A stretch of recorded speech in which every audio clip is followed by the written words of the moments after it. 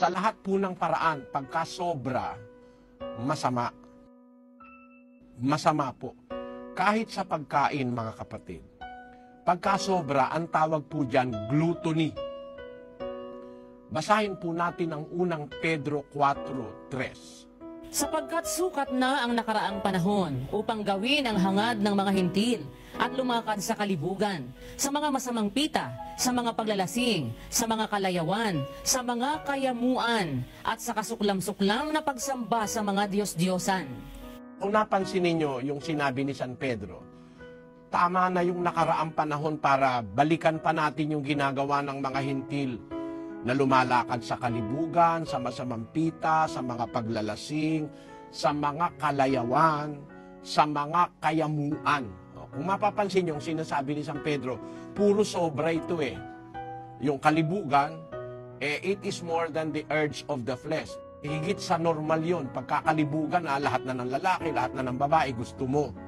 Tapos, yung mga masasamang pita, yung sobra na sa kailangan ng laman mo. Yung pita mo masyadong matindi. Mga paglalasing, lagi na lang lasing. Mga kalayawan, makikita nyo ito mga sobra. Yung kalayawan, sobra yun eh. Hindi na normal yung kalayawan, gaya ng mga kayamuan din. Ang kayamuan po mga kapatid, yung kain ng kain. Kumain ka na ng almusal, tapos wala pang 20 minutos, kain ka na naman, kain ka ng kain. Tapos sa hating gabi, matutulog na lang, meron pang midnight snack, meron pang butumpakwan, may mani, tataba ka ng gusto, ikaw din ang mapapasama, takihin ka sa puso, pagka ikaw lagi na lang busog na busog palagi. Ang sabi sa Biblia, yung kayamuan, ang isang kayamuang ginagawa ng iba, yung nasa Kawikaan 23:20. Huwag kang mapasama sa mga mapaglango, sa mga mayamong mangangain ng karne. Ayon, yung mapaglango, yung mapaglasing, at mayayamong mangangain ng karne, yung pulutan, pagka nag-iinuman, ang karaniwang pulutan, karne.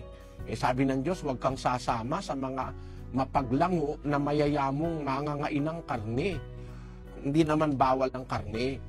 Kaya lang, pagka puro karne na at araw-araw lasing ka, karne, lasing, karne, masama po yun sa katawan ng tao. Yan gumagawa ng kayamuan, yung gluttony. Kaya ang tao ngayon, ang sakit ay diabetes, cardiovascular diseases, at kung ano-anong mga sakit associated with obesity.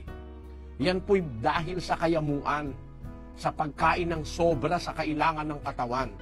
Hindi po masamang kumain, baka kayo magkamali. Pero ang dapat nating kainin, yung kailangan lang natin, lalo na ng uri ng ating trabaho. Yan po ay isa sa aral na itinuturo ng kasulatan.